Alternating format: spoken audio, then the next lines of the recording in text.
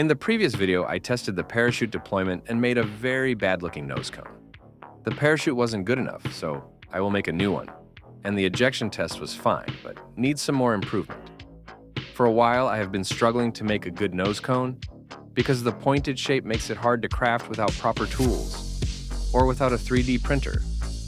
I tried to make it by stacking foam pieces on top of each other and adding cardboard discs in between to give it that ogive shape. But it looked bad and had no proper ogive shape. I only used that nose cone to do a pop test. So today's video will be only about the nose cone, and I will show you that no matter what, there's always a way to do something. Only it takes a creative mind. बस सीधा बन जा।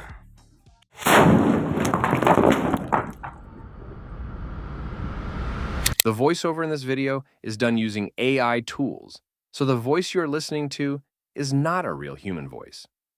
All the video recording, editing, and script writing is done by a real human being.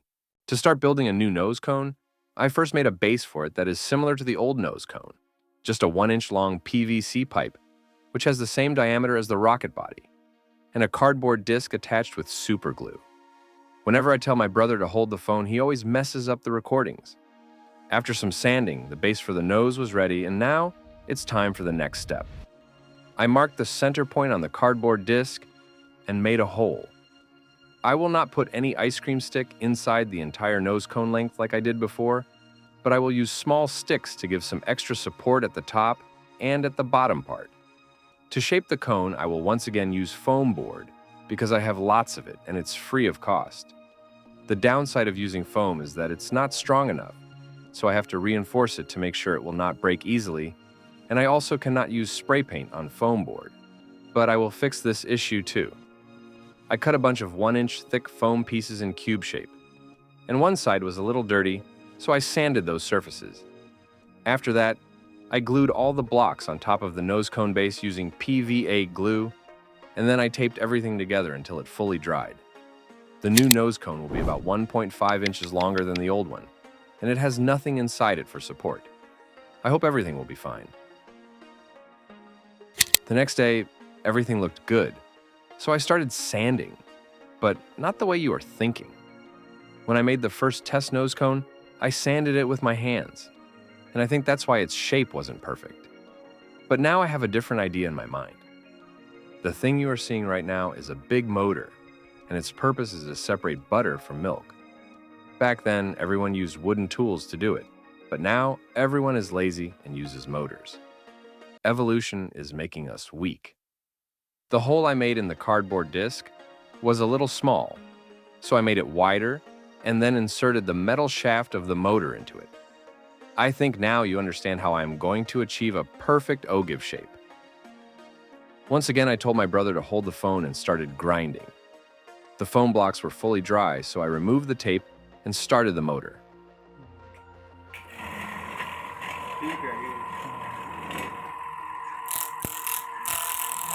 To make it easier to sand, I trimmed the blocks with a paper cutter and started sanding again.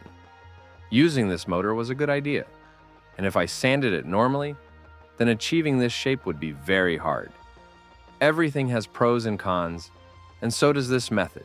See this snow-like thing. If you have ever worked with foam, then you know how hard it is to clean, because this snow sticks to everything due to static electricity. Once I achieved the perfect shape, I stopped.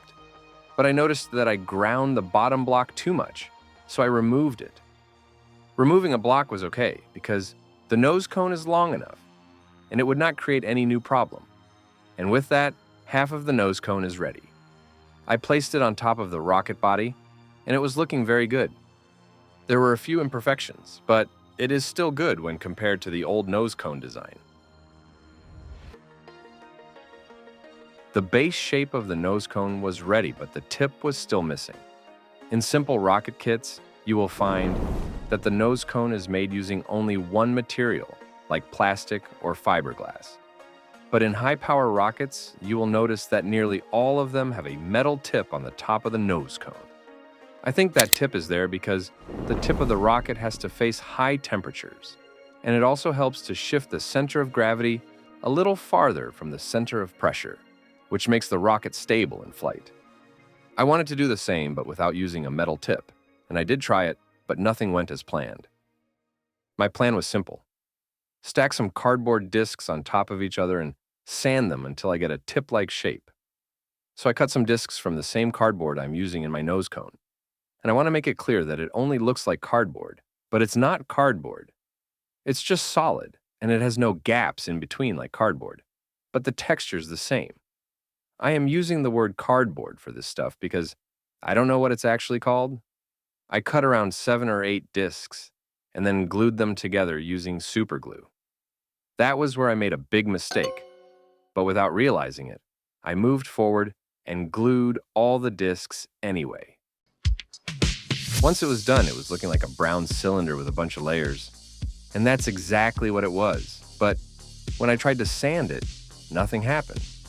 I tried very hard but barely made any scratches on it, so I decided to use a makeshift grinder tool. I simply taped a piece of sandpaper to the motor shaft and gave it a try, but nothing happened. After that, I glued the cardboard cylinder directly to the shaft and tried to grind it, but once again, nothing happened. Now let's discuss why that cylinder didn't want to lose any weight. Reason number 1 was the sandpapers I was using. They were just lying around in my house. So I picked them up and started using them. Those sandpapers were in very bad shape because they had already been used for work. The second reason was that motor. It may look big, but this motor isn't very powerful, and I was using power directly from the motor shaft, which can't be efficient without any gear system.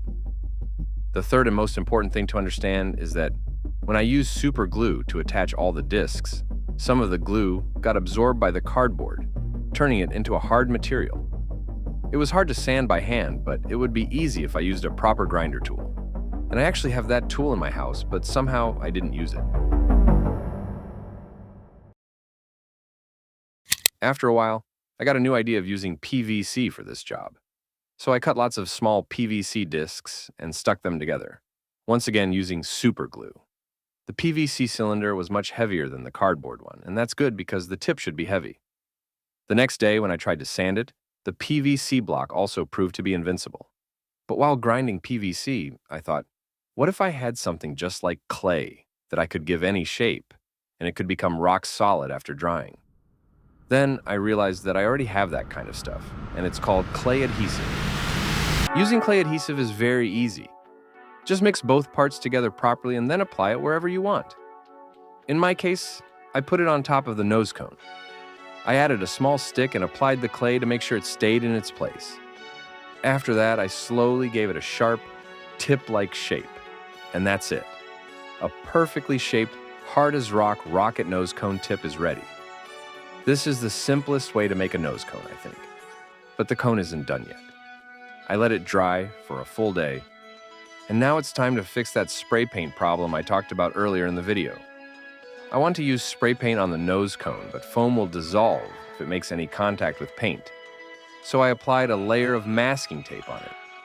I made sure that I covered the foam completely, but masking tape is made out of paper-like material. So I applied a thin layer of PVA glue mixed with water to protect the tape from wet paint. Now the only thing remaining is to attach the base to the nose cone and add a sleeve so the nose cone can be attached to the rocket body. All of this didn't take very long, and in just a while, the nose cone was ready. The rocket is starting to look much cooler now. I am excited to see its final look, and so are you. If you want to see it, then don't be lazy and just hit the subscribe button for upcoming videos. There are lots of things that still have to be done, but before that, I will work on making my spacecraft more beautiful. After all, I want to show it to everyone, so that's why it has to be more beautiful than your girlfriend. The reason I am sanding the rocket body is because I am preparing it for a nice paint job. That means in the next video, you are going to see the rocket in its final form, so stay tuned. So that's it for the video. If you have any questions related to my work or anything else, message me on my Instagram or in my Discord server. The links are in the description. So see you in the next video. Until then, have freedom.